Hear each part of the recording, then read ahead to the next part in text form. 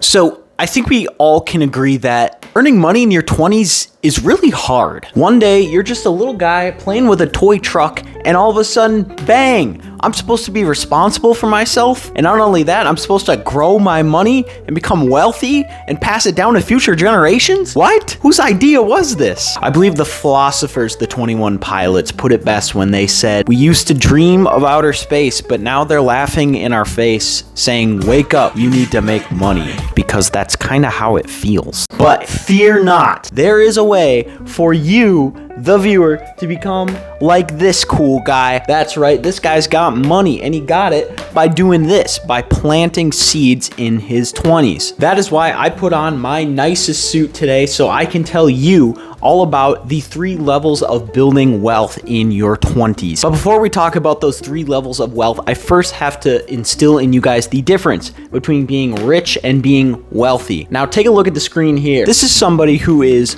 rich. They buy DoorDash, they buy NFTs, they buy V-Bucks, and this by all means, you might look at this person and think, man, they have a lot of money to throw around. They are rich, but this is not a sustainable lifestyle. This is a lifestyle that revolves around consumption, meaning that this person isn't doing anything to grow their money. All they're doing is setting it on fire. This may look fun for the time being, but this is not a lifestyle that you can maintain in the long run. That is what being wealthy is for. Now, wealth is a lot less flashy than being rich, and if you want to be wealthy, you have to realize that this isn't something that's going to happen for you overnight, but it is a much more sustainable route to go. For example, we've got this lad here wearing a humble t-shirt and shorts. We've got this slow grow mindset with money, even being a little protective of your money sometimes. But look here, you can still have fun with your money just as long as it's planned out and it's structured and it's not just reckless spending. Now, in my experience, there are 3 different levels of building wealth in your 20s, starting with the most immediate, which is maximizing your income. Now, I'm assuming that if you're watching this video, you have at least some form of income, maybe in the form of a job or a business. If you don't though, don't stress, don't lose hope, because you will win eventually. But for everybody else that does have a job and does have a source of income, it's important to maximize that income, which means allocating as little of your income every single month toward expenses. And one of the biggest expenses that you will pay for every single month is your housing, which is why that is one of the key places to begin if you want to maximize your income. Now, obviously, we're not trying to sacrifice our short-term safety by living in a place that's maybe very cheap but in a sketchy neighborhood, but you can make some sacrifices on choosing where to live. For example, it might seem really cool to live in those big, fancy, new downtown high-rise buildings. They're by all my friends, they're down by all the bars and the restaurants and stuff, but you don't actually need that. In my experience, I used to live in one of those big fancy high rises, and I just moved across town to another zip code, and it saved me probably about $400 in rent, which was a really big deal for me. That was 400 extra bucks in my pocket every single month. You can also consider getting roommates. I know it's not for everybody. It certainly wasn't for me, at least in the beginning, but getting roommates, I mean, can even half or third the amount of rent you pay every month, which is an even better way to hang on to more of that money before it even has to leave your bank account. The second way is, of course, by buying your own groceries. And I know what you're thinking, I can't be held responsible for cooking. I don't want to waste all that time. And to you, I say that's bogus. All of those things that you just said are bogus. Cooking really doesn't take that long if you know what you're doing. And it's really not that complex of a process. I'll come home in a given evening, put a piece of meat in a pan, add a piece of bread with it. You got some kind of mystery sandwich. Throw some sauce on there. I don't know. It's dinner, man, dinner. But in reality, I mean, grocery shopping is really easy. And I mean, everybody does it. Everyone does it. You just go to the store and you buy foods that look good, make combinations out of them, see what you can do. I really enjoy going to discount grocery places such as Aldi. I find that these places have really good kinds of foods there that are just way, way, way cheaper than some of these big box grocery stores like Safeway, for example. Buying groceries instead of spending all your money on DoorDash and takeout is an excellent way to save your money, and it's just healthier for you, I would argue. Now, the last one here is about minimizing our subscriptions. Now, I know it's really awesome to have access to all the latest and greatest streaming services, but don't fall for it. Subscriptions are one of the best ways to promise yourself that you will have less money at the end of the month because they all rely on monthly service fees. For a little bit, I did have HBO Max and I really enjoyed it for a long time. I watched a lot of good shows on there until I realized that I could still entertain myself by using free things such as YouTube. Either way, I'd still be watching something for about a half hour to an hour. One of those is free and one of those isn't. It's also important to consider too that with these subscription services that you pay for, you're essentially dedicating time to this thing, because if you're spending money on it, you have to justify it by using it. Whereas if I use something free such as YouTube, I don't feel that pressure that I have to watch YouTube. If I don't feel like doing it, I don't, and then I save money either way. So that was the most immediate way of saving your money, but now we're going to talk about some short-term strategies that you can do to grow your money over time. And probably the most important tip for this one is get a guy.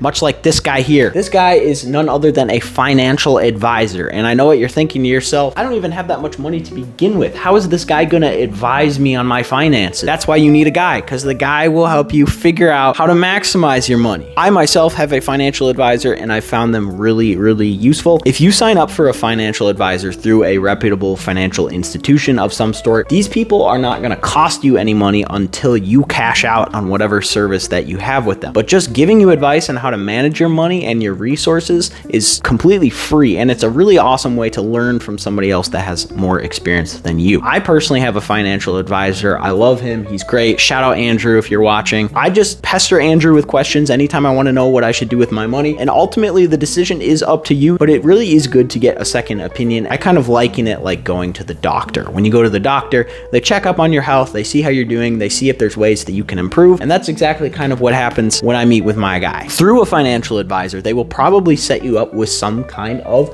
stock market account, which is really, really cool. As I'm sure you know, stocks are things that grow in value over time. So if you buy low and sell high, that's how you make money. Specifically, the strategy that I am in, it's not so much relying on individual stocks that are really hot, but these broader sort of mutual funds that can grow over time by just adding a little bit of money at a time. Another short-term tactic you can use is to pay down your debt, because debt is something that is pretty detrimental to your net worth. Your net worth being your assets minus your liabilities. Debt is a huge liability. Let's say, for example, I have $10,000 in the bank. If you have $5,000 worth of debt, your net worth is only $5,000 because 10 minus 5 is 5. Quick math. I put it in the second category here because your primary goal should be to save money instead of throwing it away at your debt. Speak with an advisor, speak with somebody you trust before making that decision. Last but not least here, we have some long-term things to consider as well, and all of these are accounts that will increase in value over time. These are pretty slow growing accounts. Remember, we're planting seeds that we want to see bloom in the future. Now is not the time that we're actually going to see the results of any of these things. And essentially the common theme between all of these is that you put your money in, that money is kept safe and it's kept in an environment where it is growing, and then you will be able to cash out on it later. When you put this money in, you might not see it out again for a long time. I personally have a life insurance account, which is a policy that I have actually through my financial advisor. It's a policy that I have that's going to grow in value over time. So when I'm old and gray, I will have a nice little nest egg to use to do whatever the heck I want with it. I also do have a 401k, which is a retirement account. Those are super critical because most, if not all, employers will match a certain amount of contribution to your 401k. So if you don't get the complete match from your employer, that's just leaving money on the table. Don't do that. Another option here is the Roth IRA. I don't have one of these, although I know a lot of people that do. This is essentially just a tax shelter account which lets you put money in it, and the government cannot get its grubby little paws on it to conduct surveys or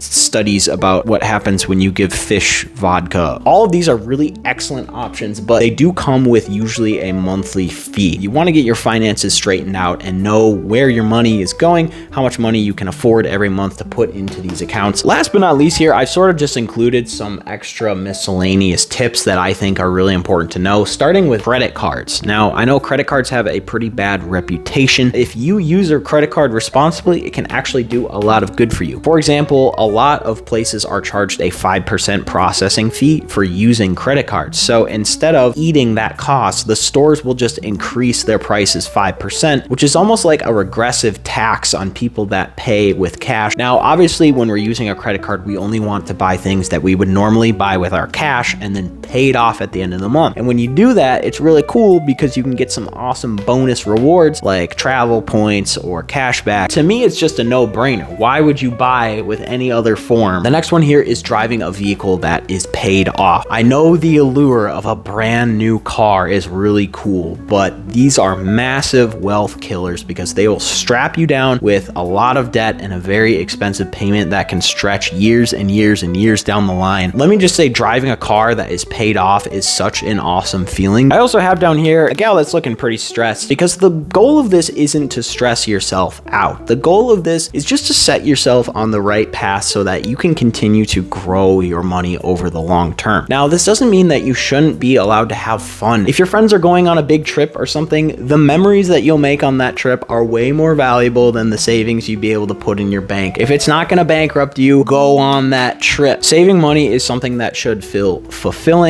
It should feel exciting. It should feel good. And if it doesn't feel that way, you might be doing something wrong. We are in our 20s. All we're doing now is just planting those seeds so that they're gonna grow later. Let me know down in the comments below, what other tips do you have that I didn't address? What is your favorite color? What is your bank account number? Let me know all your personal details down below.